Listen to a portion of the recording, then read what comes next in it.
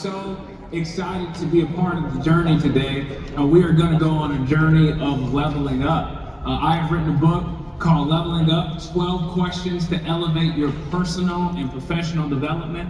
We only have time for 6 of those questions today, so you're going to have to buy the book to get the other 6. Nevertheless, there are a couple of things that you do need to know about me. And the first thing is this, is number one, I am married. This is a picture of my wife. Now, when people see a picture of my wife, they often think to themselves, how in the world did he get her? How did he get her? And then I have to just explain the story. So, for example, when my wife and I were dating, I overheard her tell a friend that she thought it would be cool to get engaged and married on the same day. I had absolutely no idea what that meant, and so I guessed and began planning our wedding behind her back over the course of 2 years. Now get this, I was in 11 weddings before I was ever in my own. So apparently I was a good friend in college. The people I barely knew kept asking me to be in their wedding. In fact, one guy was like, hey, I want you to film my wedding. I said, cool. He said, actually, I got canceling. I said, why? He said, I want you to film my wedding because I want you to be in my wedding. I thought to myself, I just went from making money at your wedding to losing money at your wedding. This is crazy. Nevertheless, I would bring my girlfriend to each wedding, and I'd take copious notes on what she liked and didn't like about each wedding. The 11th wedding was about 3 weeks before this surprise engagement, and the groom walks up to me and goes, hey, I hear you're doing a surprise wedding. I said, hey, I'm gonna need you to keep your voice down. It's a surprise, okay? I said, talk to me on the side, what's going on? He said, hey, whatever you do, don't mess up the cake. I said, dude, it's just cake. It's not that big of a deal. He said, trust me, I learned my lesson the hard way. It's not just cake. So I meandered on over to my girlfriend at the time, and I said, hey, babe, what do you think about this cake? She goes, it's all right. I got a better one on Pinterest. I didn't know what Pinterest was, okay? So I go to Pinterest.com, I type in my girlfriend's name, and a board popped up entitled My Dream Wedding. And it had 242 photos of everything that she would want in a wedding. And I thought to myself, this would have been helpful 2 years ago. Nevertheless, June 7, 2013, I get down on one knee, I said, Amanda, will you marry me? She said yes. I said, today. And we opened up a lounge room door, and about 85 of our family and friends were standing in there with a sign that said, today! We rolled in a dress, hairstylist, makeup artist, everything that you would need to get engaged and married on the same day. We were engaged for a real long time, a solid 11 hours. I had a buddy film the whole thing, and it went on YouTube. It's called The Surprise Wedding. It's got about 1.5 million views, and people from all around the world began to reach out to me and say, hey, Ryan, you're clearly somebody that's not afraid to get out of their comfort zone, because she could have said no, and that would have been a real bad day. Nevertheless, they said, hey, would you help me do something similar? Would you help me pull off a surprise? Would you help me start a business? Would you help me have the courage to start a podcast, write a book, to make some crazy hires? Like, would you help me get outside of my comfort zone? And so over the last decade, I have built an executive coaching practice where I sat across from some people who are pretty good at what they do. In fact, some of them are so elite, I often think to myself this thought, man, there's levels to this thing. Like, I don't know if you ever, thought you were good at something, and then you met somebody that was great, and you just thought, oh, so there's levels to this thing. Like, maybe you thought you were in shape until you went to the gym. You found out real fast, there's levels to this thing. I love rich people. Rich people are my favorite people. I love going to rich people's house, see what they got going on. Like, man, you got it going on in here, man, this is nice.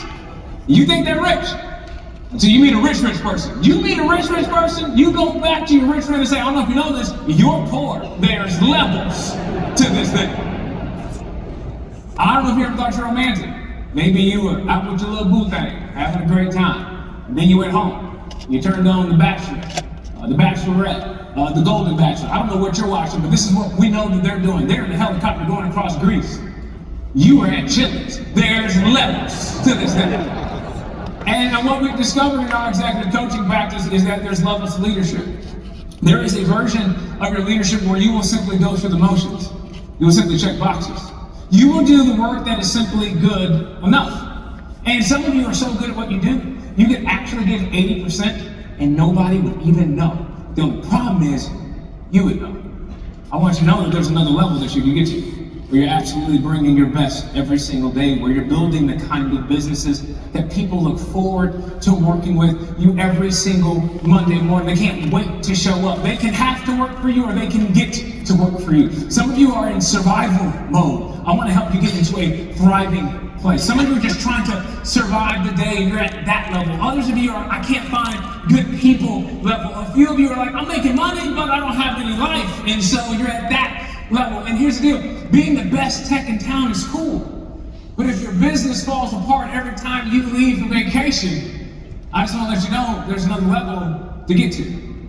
Just because you're great at HVAC or plumbing doesn't mean that you're great at leading people, managing money, or handling that one customer who Googled their problem and now thinks they're an engineer. You have spent years mastering a craft, diagnosing problems in seconds, fixing what's broken, and delivering top-tier work. You are an elite technician, one of the best in the business. But now you're being called to play a bigger game that's going to require you to go to another level. It's kind of like a star athlete who their entire life they've trained to play a sport, but then you ask them to lead a team and they're just like, hey dude, I don't do people, I just do football. I don't do people, I just do basketball. And you can find yourself in that same kind of situation. You've got the technical side locked down.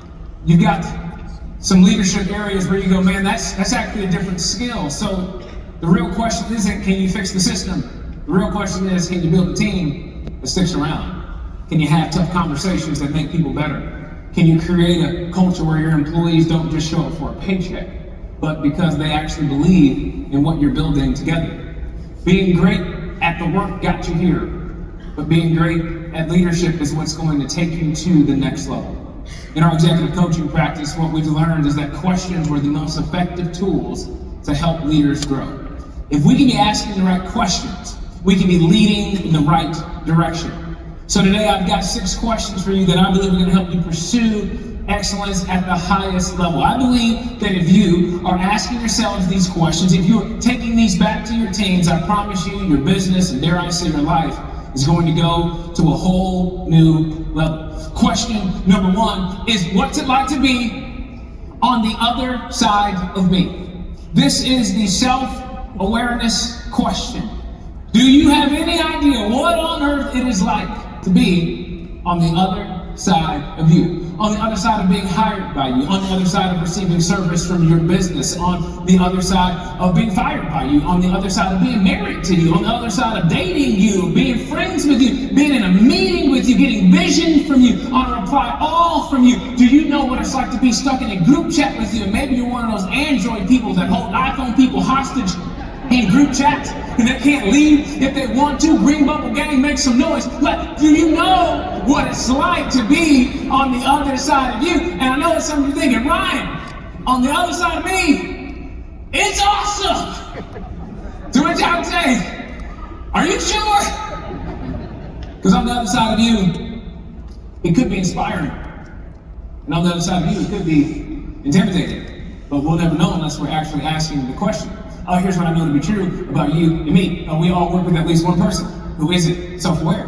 Isn't that true? Don't look at your neighbor, okay? I know some of you are like, yeah, I'm glad you came, bro. I'm like, no.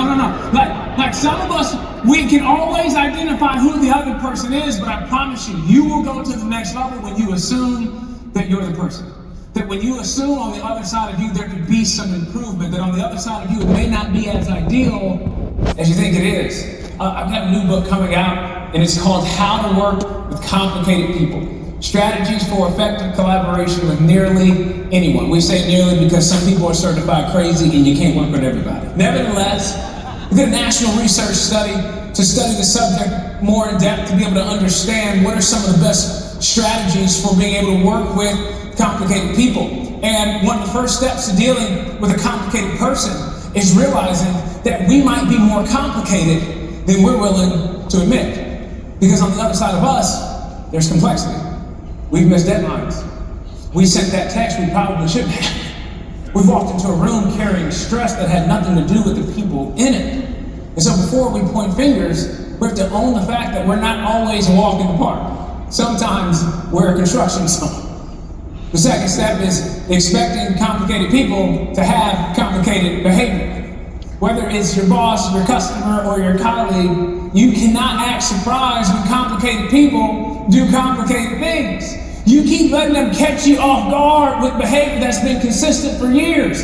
And so I'm going to encourage you to be one of those leaders, be one of those people that walks into a Monday already expecting complicated, expecting delays, expecting confusion, expecting different personalities, expecting drama, expecting 5-paragraph emails that could have been a sticky note, expecting Gary to take credit for work he didn't do, expecting that one customer to ask for something outrageous right before lunch. I just want you to just expect it. Because when you expect it, your posture completely changes. You're not rattled, you're ready. And so Monday comes and you walk in and you're scanning the room and you're like this. Is it going to be you today? Is it going to be you? Is it going to be you? Is it going to be you? Everybody's good. You're like, something's up. But okay, that's cool. Nobody complicated today. Tuesday shows up and you're like, okay, is it going to be you today? Everyone's behaving. You're like, all right, that's cool. Wednesday, wild customer calls. And they're actually a little pleasant. You're like, this is different. I'm impressed. Then Thursday rolls around, and all of a sudden, Sheila acts a fool. But you don't flinch because you say,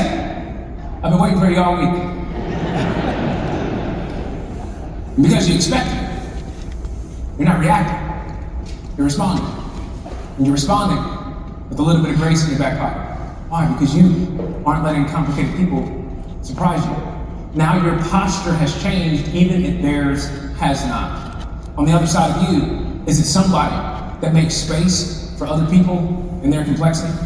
In fact, with this book coming out, we created a special website just for Ream, ryanleak.com/Ream, and we're actually giving all of the book launch and pre-order bonuses just to this room when you just pre-order a copy of How to Work with Complicated People. That gets you invited to some other special leadership things and whatnot. So when you scan this QR code and pre-order your copy of How to Work with Complicated People, we've got some special bonuses just for you as Ream. But I want us all to have that kind of mindset.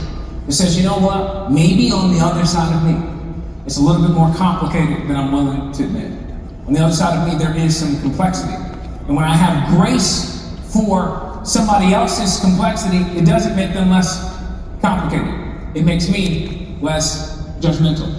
There's often a gap between how we think others experience us and how they actually experience us. One of the questions I love asking the leaders is, hey, how's it going? And they say, it's going good. And I say, well, how do you know? It's going good according to your perception. But for you to actually find out if your perception is reality, you're going to have to ask, what's it like to be on the other side of you? On the other side of you, is it somebody who's growing, who's listening? And I have to wonder if you're one of those people that can absolutely make sure that your perception is a reality. Question number 2 that I think is vitally important to go to the next level is, how can I be intentional? How can I be intentional? One of the greatest mistakes that we can make is expecting our business to grow from accidental behavior. Some of us think our business should grow because I'm a good person. But businesses don't grow because you're a good person. Businesses grow because you're an intentional person. I was speaking with one of our clients that is one of the fastest growing cybersecurity firms in the country. And he said something that I'll never forget. He said, because we're hiring so much, our culture is under attack every single day. So if we're not intentional, we'll wake up with a business that we don't recognize. And I just love that. It's like, we're hiring so much, our culture is under attack every day. We'll wake up with a business that we don't recognize. Here's what I want you to know. When you hire, you're not just filling a seat. You're shaping the soul of your company. Every new hire is a culture shift, for better or for worse. That's why intentional leaders don't just recruit talent. They build environments people want to stay in. And so I'm going to encourage you to be intentional early.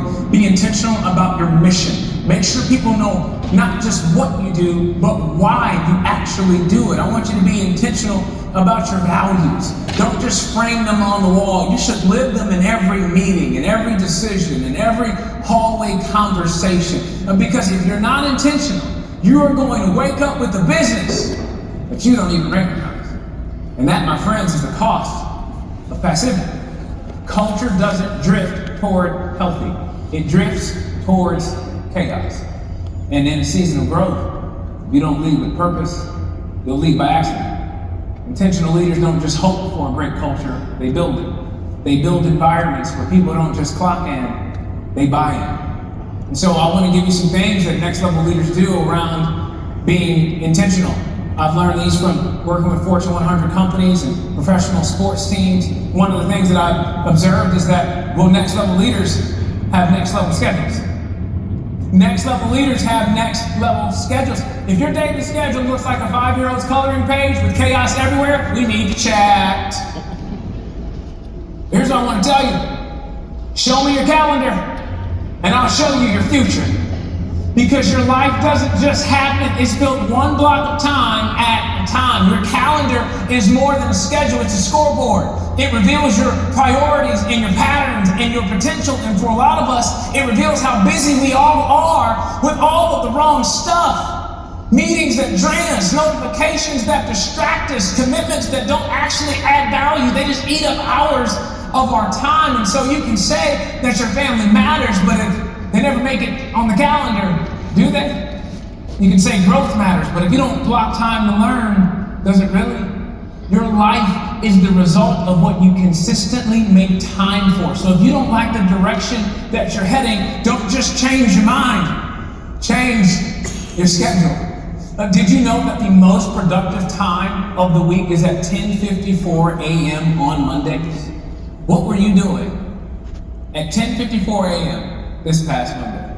It's what we would call most people's prime time. And every single one of us has it. Some of us are night owls, we do our best work at 1 a.m. We're like nocturnal, okay? We don't know what's going on, but some of us are early risers. We do our best work at 4 a.m. But are you even aware of your own prime time? I was talking with a guy a couple days ago, he goes, man, my prime time is between 2 to 6. Do you know your team's prime time? When can we get the very best out of our team and the very best out of myself?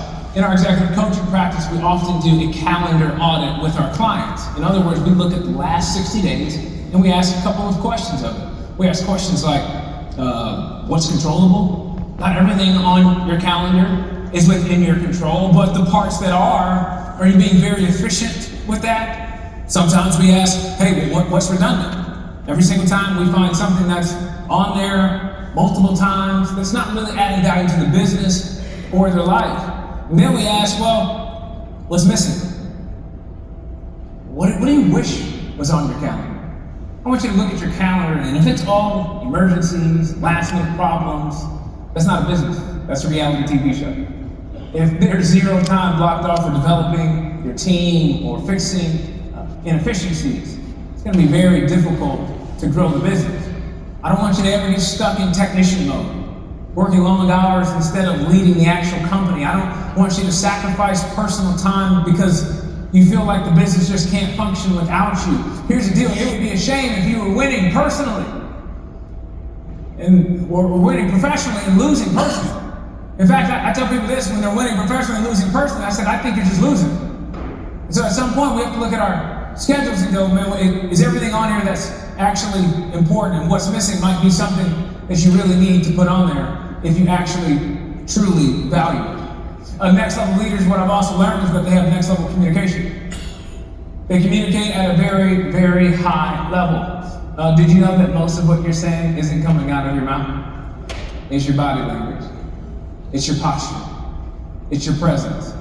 And in today's world, we have the temptation to match people's energy. An eye for an eye, an attitude for an attitude, petty for petty, passive-aggressive email for passive-aggressive email, silent treatment for silent treatment. But here's the challenge. Don't match the energy. Set the standard. When a customer acts a fool, you act like an adult. Stay calm. Stay kind. Stay professional. When a coworker brings their bad mood into the room, don't let it shake yours. Greet them with warmth. Offer help instead of sarcasm. When someone takes credit for your work, instead of getting defensive, stay focused and let your excellence speak for itself. If gossip breaks out, change the subject or walk away.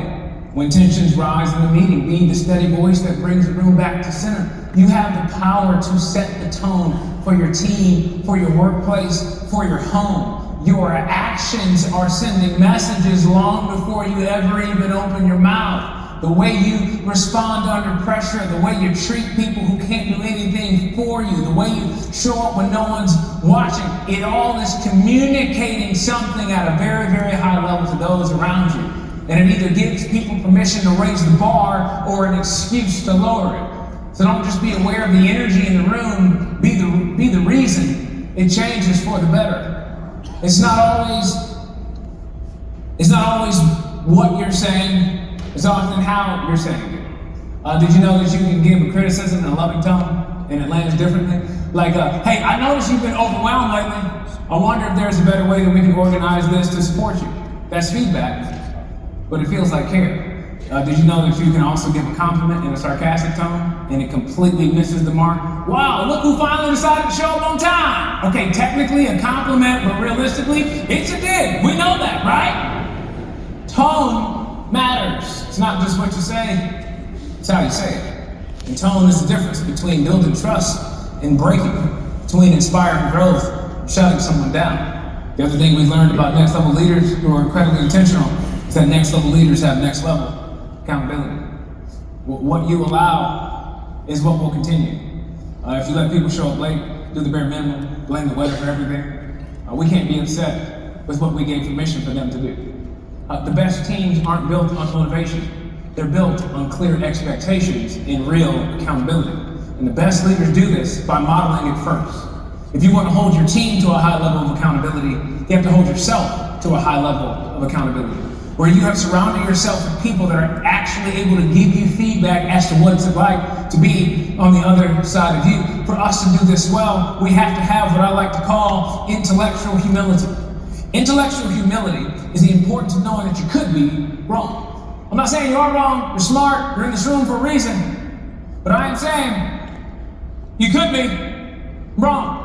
And most of us have hired, perhaps dated, maybe married, Mr. or Mrs. Right. They always have to be right all the time. There's just no space for your opinion or your perspective. And so today I'm going to give you some leadership language. Some leadership language that I believe is going to absolutely change the game for your life and for your business. From now on, if you're going to be having a difficult conversation, perhaps a polarizing conversation, I want you to begin the conversation with these words. I could be wrong, but here's what I think our customers are trying to tell us. I could be wrong, but maybe we should hire a marketing firm to help us figure out how to get more customers.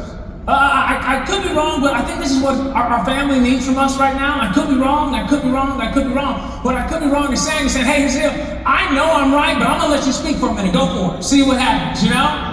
No, I could be wrong in saying I fully believe a story, but I also believe that I have to make some space for yours. This was a game changer for our marriage.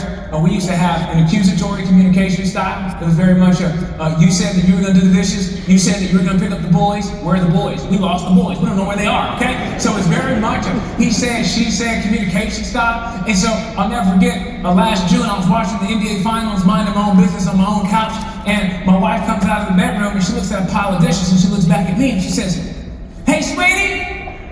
I said, yes? She said, I could be wrong, but didn't you say you were gonna do the dishes? I said, oh, sweetie, tonight you are wrong. Ain't no way I would volunteer to do the dishes in the middle of the NBA Finals. There is a 2-month period where I don't volunteer to do nothing in my house, okay? Now, most of the time in my house, I am absolutely wrong. But here's why I could be wrong is so vitally important for your leadership and for your life. If you can't say I could be wrong, then you'll never say these words. I was wrong. Because you don't even believe it's possible. And if you can't say I was wrong, then how would you ever say, I am wrong? Or I am sorry? Or for some of you, this might be too strong language. Maybe you're one of those my bad leaders. Not bad, I ain't even that serious. Calm down. But on some level, do you have any space in your psyche to admit when you could be wrong? One of my other favorite lines is I'll own that. I'll own that says I refuse to play the blame game because nobody wins anything. So I've decided to play a better game, the leadership game, the responsibility game. It may not be my fault that it failed. It's not my fault that this customer is upset, but it will be my responsibility to make the day. And so why? Who talks like this? Next level leaders. The other thing that I've learned about next level leaders is that they absolutely show next level care. What's interesting is you and I consistently abide by what I like to call common courtesy. But I'm going to encourage you to live by uncommon care in a world that you and I live in. It's consistently a drive-by check-in culture. Here's what it looks like. Hey, how you doing? Good? Hey, how the kids? Good. Hey, how's marriage? Good. Hey, how's work? Good. How was vacation? Good. Like, name the last time you walked past and I was like, hey, how you doing? You're like, depressed. How about you? Nobody says that. Hey, how's the family? We're getting a divorce. How are y'all doing? Like, nobody would actually tell you that. Me and my family were recently on vacation, and my 5-year-old ended up punching another kid in the private area, and people are always like, how's your family? I'm like, violent. How's yours? You know? And I'm just gonna give you a leadership move today. It's gonna change the game. Because you can easily check in with your team and the people in your life on the fly, but I'm gonna give you one move, okay? And the camera's on me, so I want you to do this, all right? Here's how it works. Hey, how you doing? Good? Are you sure? How are you really doing? I'm willing to bet that at least 80% of this room has not been asked how they're really doing in a very, very long time. Let me tell you my corporate superpower. I can get just about anybody to tell me how they're really doing. Let me tell you this. Here's what I've learned about the American workforce. People are not doing nearly as well as they post on LinkedIn. I promise you. Behind the scenes, they got a lot more going on than they would ever tell you. It's just that most people in the world don't care enough to even ask. You can easily go to the next level as a leader just by asking people how they're doing twice, because they'll never be honest with you on the first try. But on the second try, you know what you communicate to them in that moment? You communicate, hey, I care. And the people that work for your company long term, people that are going to help you build a legacy, people that are going to help you build a business, are going to be the people that feel absolutely valued by you because you care at a level that most people just don't care. Well, why would you do this? Well, accidental leaders just say, hey, how you doing? Good, and they move on with their day. Intentional leaders, no, they show care at a level that is so uncommon that you could be the boss. They say, man, who's the best boss you've ever had in life? They can say your name easily. If you're trying to be that. If you're trying to be the GOAT. In fact, you should go back to work and say, hey, guess what? I'm trying to be the GOAT. I'm trying to be the best you ever had. I'm gonna carry a level and try and bring out the absolute best in you as we try to bring out the absolute best in us. Question number 3 that I think is vitally important to go to the next level is, what do I need to let go of? This is the change question. Anytime that we get a speaking opportunity, we always have a pre-event call, and I get to work with just about any industry that you can think of. And we always ask the question, what's the biggest challenge your people are having right now? And I did about 120 events last year, and 100 of the 120 all said the exact same answer to what's the biggest challenge your people are having right now. And the answer was change. Change. And we've all got it in every industry. And here's what I'm learning about change is that change requires us to let go of some things. It requires us to let go of perfection. Some of us, it's just got to be perfect every single time before we can move forward with it, but that's not how change works. No, change requires us to try some things, and I know we want tried and true, but for something to be tried and true, somebody has to try. Change forces us to let go of control. Now, I know some of us, we just want things done our way, and it's our way or the highway, and all of a sudden somebody brings up a different way, and it's like, oh, I just can't do this. Now, I talk to parents about this all the time. Every parent I know thinks the way that their kids are being educated is the way to educate all children. I talk to some parents, they say, I'm so sick of the school system, I am going to homeschool my kids. I say, man, that's great. But it's risky. Have you ever been a homeschool kid? You grow up socially awkward. I'm not saying if you homeschool your kids or if you were homeschooled that you are socially awkward. I am saying somebody rolled the dice. You talk to the next parents. They say, hey man, we're gonna do the private school. I said, wow, man, that's awesome. I'm glad you got it like that. But you know it's risky, right? He said, what do you mean? I said, they could grow up entitled. If you went to private school, if your kid's in private school right now, I'm not saying that you or they are entitled. I'm just saying you're rolling the dice. You talk to the next parents, they say, hey, we're going to public school. I said, man, that's awesome. You ever met a public school kid? They're going to jail. It's all risky. And I know a lot of us think like our way is the way. It's like, no. Your way is simply a way. And I promise you, you are going to go to the next level when you start opening yourself up to a brand new way of doing just about everything. A younger way, an AI way, a more efficient way to say, hey, it doesn't have to be my way or the highway. Change will force you to also let go of pride. You want to know why a lot of us don't want to change? It's because we don't want to let go. A lot of us don't We want to look like we actually are going to need somebody else. That a lot of us, we're going to have to actually be vulnerable to say, hey, I don't know how to do this. I'm going to actually have to lean on somebody else. This isn't my area of expertise. You've worked a very long road to be in the position that you're in, and all of a sudden, man, now you've got to lean on some other people. And I know for some perfectionists, it's like, man, we redo other people's jobs, and it's because it's not quite right. And it's like you micromanage everything down to how people hold a wrench. And it's like if you do that, you're never going to scale your business.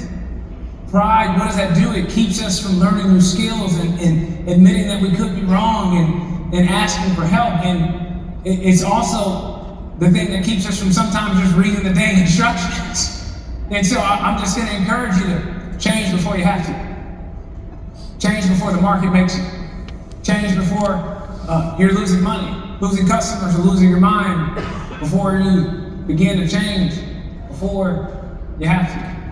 Question number 4 that I think is vitally important to go to the next level is, who can I pave the way for? This is the investment question. Who can I pave the way for? You want to know the best way to secure your company's future? Invest in the next generation of leaders. The reason I'm so passionate about this question is because I am only standing on this stage because of a long list of people who are asking this question. Anytime that I get a speaking engagement, I always love to share what I like to call my breadcrumb slide. I'm going to tell you how I got in this very room. I grew up in a lower income neighborhood. My parents scraped together every dollar they could to get us into a private school so we could grow up entitled. Nevertheless, my father unfortunately suffered a stroke when I was in the 5th grade, and our household income was cut in half. And so we were getting ready to head into the public school system to get ready for prison. Nevertheless, there was a freshman English teacher named Mrs. Holstead who came to my mother and said, hey, Mrs. Leek, we see your boy's potential. So my husband and I decided to cover their tuition to remain in this school. It's a very generous act that my family received at the time. And it was because of Mrs. Holstead that I got to meet my college basketball coach named Cedric, who introduced me to the VP of admissions there named Nate, who introduced me to my first boss named Justin. Justin said, hey man, you're a pretty good communicator. I'm going to introduce you to my friend Kent and see if he'll have you speak. And I get on the phone with Kent. Kent says, hey man, you sound like a great guy, but unfortunately, we don't bring in outside speakers. I said, man, I totally get that. He said, but because Justin called, we'll roll the dice. I said, oh man, that's great. So I fly to Chicago and I speak to Kent. I get done speaking, Kent walks up to me and goes, hey, that was actually pretty good. I said, actually, I'm not offended. I'm glad you're pleasantly surprised. That's awesome. He says, after it was so good, I'm gonna call my friend Steven and see if he'll have to speak. I get on the phone with Steven. Steven says, hey man, sound like a great guy, but unfortunately, we don't bring in outside speakers. I said, man, I hear that's the thing going around, man. Makes sense. He said, what? Because Kent called. We'll roll the dice. While I was speaking for Steven, a guy named Jason was watching online. So Jason called me and said, Ryan, we've been hearing great things about you, but there's one thing that you need to understand about our organization. I said, you don't bring in outside speakers. He goes, how'd you know? I said, everybody's doing it. You should give it a shot. Change your life, bro.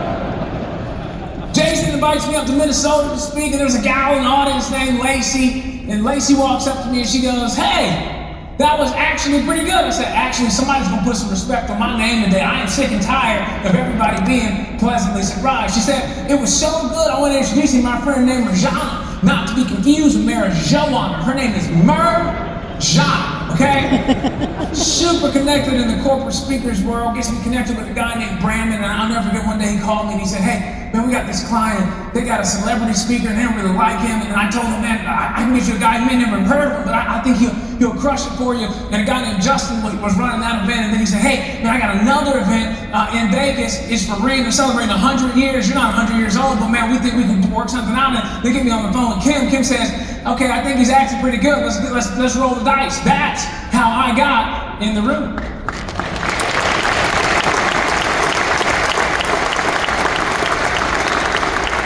Now, here's what I wish people believe about me, that I started from the bottom. Now I'm here.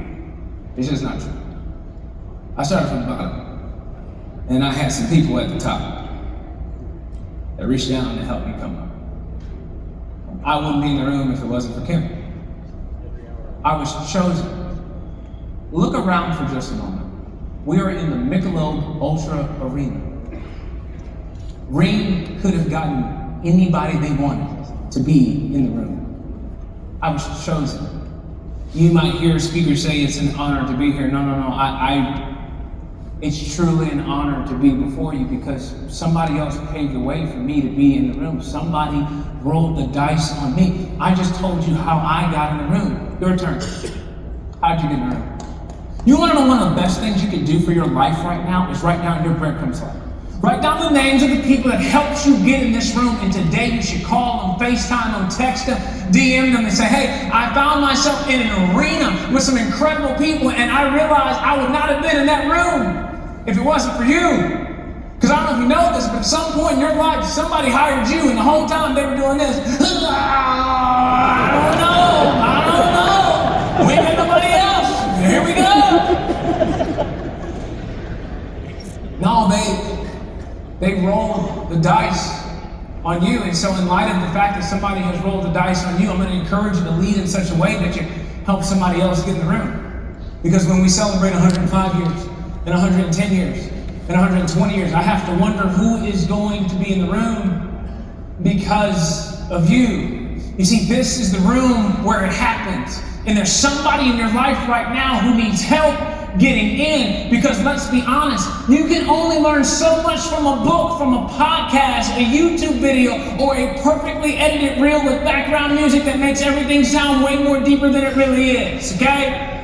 Some things you just can't get on Zoom that you can only get in the room. You can't smell the room on Zoom. You can't feel the energy. You can't learn timing and when to crack a joke and when to shut up or when to shake a hand or when to back away slowly from the snack table. There is no substitute for proximity. There is a kind of wisdom and warmth and vibe you pick up just by being in the right place with the right people. So I just want you to imagine what it would look like for you to be the kind of person who opened the door for somebody else to be in the room, because somebody helps you get in the room where it happens. And when you become that kind of person that helps somebody else get in the room where it happens, that's leadership. That's impact. And the best part, one day they'll tell the story and your name will be in it. Because the true mark of success is making sure you're not the last one to succeed. So who are you paving the way for? The question number 5 that I think is vitally important to go to the next level is, am I enjoying it?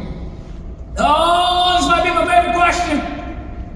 Am I enjoying it? This is the fun question. I get to travel this beautiful globe. I get to meet all kinds of people. Let me just tell you something. What I have learned about people all over the world, no matter where I'm at, I could be at a resort, I could be at Walmart, I could be at Chili's, I could be at the Ritz-Carlton, I could be in Hawaii. People be mad, okay? And they be so grumpy, they mad everywhere. They mad at the airport, they mad at the beach. It's like some people are born with their arms crossed. Have you met these people? Some people are so mad they're pre-mad. Have you ever met a pre-mad person? They're mad before meeting you, like, I ain't seen you in a week, bro. I was in Vegas. How you mad at me? What did I do? It's like some people believe the United Nations got together to figure out a way to ruin their life. I'm like, that meeting never happens, I promise you. But there's some people are just so mad. And so here's what I'm going to give you the opportunity to do today. And it might hurt some of your faces, but I promise you, you're going to make it. I just want you to smile at the person on your right and your left. Go for it. Smile at the person on your right and your left. That is wild. Some of you aren't even giving your neighbor teeth. You said, the disrespect. The disrespect. What did they do to you? You know? Here's the deal. Whether you're a one-truck solopreneur hustling every day, running a family business that's been passed down for generations, or leading a large operation with a fleet of service vehicles, I just want to pause just for a moment and just to remind you, don't forget to stop and smell the roses.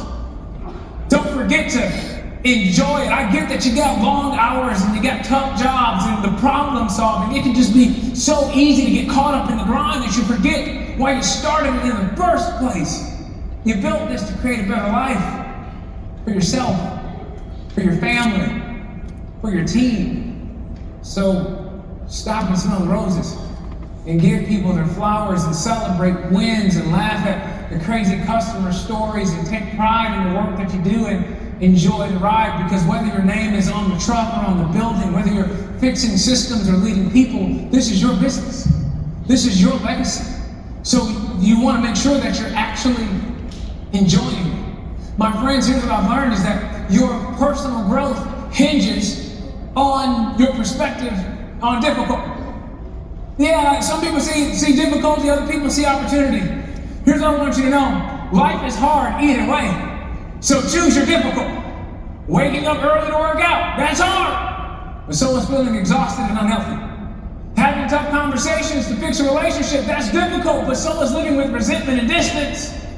Budgeting your money with discipline, that's hard, but so is drowning in debt. Putting yourself out there is hard, and risking rejection and putting your work and heart on the line. I get it, but that's hard, but so is playing it safe and wondering what could have been. Growth is hard, but regret, I would say it's harder. Every path has its pain, so don't ask for easy. Ask for worth it. You don't get to skip difficult, but you do get to decide which kind of difficult you're going to live with. The difference between people who grow and people who stay stuck. It's not talent, it's how they handle difficult. Growth begins when you stop running from difficult and start learning from difficult. Every challenge you're facing right now, from hiring struggles, non-stop customer demands, an overwhelmed schedule, and the pressure to lead when no one ever trained you for it. It isn't just an obstacle, it's an opportunity. And the best leaders, they don't see difficulty as a stop sign, they see it as a signpost pointing to where they need to grow. Let me tell you what I've learned about joy. It doesn't come from ideal stuff, it doesn't come from an ideal square footage, it comes from an ideal perspective. My friends, it is our level of gratitude that determines our level of enjoyment. Here's the deal. You might have a team that has the gift of getting on your last nerve. You ought to be grateful that you got a team to get on your nerves at all. You might have gotten in a fight with your spouse right before this. You ought to be grateful that you got a spouse to fight with at all. I know a lot of people who would give a lot to get in one more fight. So maybe afterwards you call them and you say, I can't wait to fight with you again. I love you so much. I'm like, what's going on? You got grateful. I know we have been taught that there are two kinds of people in this world. There are pessimists and optimists. There are people that see the glass is half full, the glass is half empty. Gonna give you a third leadership option. Imagine if we were the kind of leaders that just said, I'm ungrateful for the glass of water at all kind of person. Why? Because there's a lot of people in this world that wish they had a glass of water to argue about. And so some people think, man, you're just a happy person. No. I'm a grateful person. And gratefulness shapes how I see the world around me. You see, I believe that we have to be grateful for what we have, and we have to be grateful for who we have. I'm a sneakerhead, I love sneakers. My first job was at Finish Line, the shoe store. I've been cursed ever since. I'm the kind of guy that'll be wearing new sneakers while looking up more new sneakers instead of enjoying the sneakers that are on my feet. So every now and then I have to walk in my closet like this. I appreciate all y'all, man. Y'all been good to me, you know? I don't know if your kitchen is HGTV ready to go right now, but if it works, you're grateful. I don't know if you got your dream car in the garage, but if it gets you to where you need to go, be grateful. I don't know if your kids are driving you crazy right now, but if they're healthy, hold them tight. Because we're all one trip from going to the children's hospital, from seeing the world completely different, so don't wait for the trip and just start being grateful. Whenever things are outside of our control, we tend to complain about those things. And here's what I know is, complaining, it often robs us of energy that we could be using to contribute. If you put half the energy into fixing problems that you put into complaining about them, your business will be unstoppable. Complaining doesn't pay bills, and it also doesn't fix a furnace. If you're going to be a next level leader, protect your energy at all costs, because what you give energy to is likely what gets the most of it. I'm going to give you a challenge for a week. You can extend it to your teams if you want. You can extend it to your home if you want. Some of you are going to be like, well, I'm going to text my friend right now. We're going to do this challenge, all right? Are you ready? I want you to give up complaining for 1 week. For 1 week, no complaining. I know what some of you are thinking. That's what PTO is for. I'm going to just be gone for a week. I get it. Some of you are like, I can't go home for a week. No, go home. You're going to do this. We can do this together. I promise you. And the reason I like taking complaining away from people for just 1 week is I want them to see that complaining isn't adding any value to your life, to your business, or your leadership, or your family, and gratefulness can do so much more for your life than complaining ever could. So this week, if somebody asks you, hey, how's it going? You have to say, you know what? Actually, I can't complain. Question number 6. What would I do if I knew I couldn't fail? This is the potential question. The potential question, and it's the question that I think all of us have to ask if we want to go to the next level. The potential question. Here's the deal. I want to help you reach your potential. Can I tell you why I give my very best every single day? What gets me out of bed every single morning? It's not about making more money. Although I do take Apple Pay, Venmo, and direct deposit any day of the week. It's not about money. It's not about more followers. It's not about trying to become a household name. What fuels me is very simple. I want to see what I'm capable of. I want to stretch. I want to grow. I got to find out what's in me, how far I can run, the difference I can make in somebody else's life. This is why I show up, not just for me, but for you. Because one of the best ways that I reach my potential is by helping you to try to reach yours. I want to help you test the limits of what you think is possible. I want to encourage you to stand on the very edge of everything familiar and take one more step, to find out what's on the other side of your comfort zone, to help you live a life with fewer shouldas, wouldas, and couldas, because your world doesn't need a smaller version of you. It needs a version of you that's not afraid to fail. So we got to find out what's actually in you. I love this quote that comes from Glennon Doyle, and she says it like this. She says, if you can't beat the fear, just do it scared. And I love that because people ask me all the time, they say, Ron, you get nervous before you speak? I say, every time. They say, so what do you do? I said, they called my name and the music was playing, so I had to go. What else was I going to do, you know? Here's the deal. You've already done it scared. You've already done it tired. You've already done it when you didn't feel ready. You've already rolled out of bed at 2 a.m. for an emergency call, not knowing exactly what you were walking into. You've worked in freezing temperatures, fingers numb, tools barely working, and you still got the job done. You've dealt with customers who were frustrated, demanding, and convinced they know more than you, yet you handled it like a pro. You figured out things under pressure more times than you can count. So if you did it then, why not now? Why not bet on yourself the same way you show up for everybody else? My friends, I have a passion for possibilities, and I just believe a lot can happen when we are not afraid to fail. As a part of the surprise wedding going viral, my wife and I got to go on the Queen Latifah show, where my wife surprised me. She says, hey Ryan, me and the Queen have been working on a little surprise, so go ahead and check out the screen. On the screen came the late, great Kobe Bryant, Hall of Fame basketball player. He says the following, hey Ryan. In that moment, I peed on Queen Latifah's couch. I said, wait just a minute. I need to know what in the world is going on right now. I blacked out. I only know what he said because I watched it on YouTube 1,000 times. Here's what he said. He said, hey Ryan, I heard about this fabulous wedding you pulled off for your bride, and I just wanted to return the favor by inviting you out to Los Angeles to come hang out with me and the Lakers. You picked the game, and the invitation has been formally extended to you. I went to my wife, I said, baby, you are winning the game. This is absolutely amazing. So I picked a game that was about 3 months away from the recording of the Queen Latifah show, which meant I had 3 months to prepare to meet Kobe Bryant. Therefore, I began practicing my greeting in the shower. Hey Kobe, voice too deep, you're doing too much. You're doing too much, okay? What do I wear? Do I come all purple or all gold? Things are getting weird. Why don't you wear normal clothes? That'd be a great idea, okay? He said, do I ask for a photo or an autograph? He should be asking me for my autograph. I'm losing it. He said, hang out. What does that mean? Maybe we go out to eat after the game? I'm a generous guy. If we go out to eat, I'm buying. That's just how I roll. Depending on where we going, there's levels to this thing, okay? Can't take Kobe to Chipotle. You gotta go somewhere if you're going with Kobe. You know what I mean? I'm like, okay, what do we talk about? Do I tell him I'm a motivational speaker? Kobe Bryant does not need any motivation. So do I tell him I'm a filmmaker? It's like, dude, he lives in Hollywood.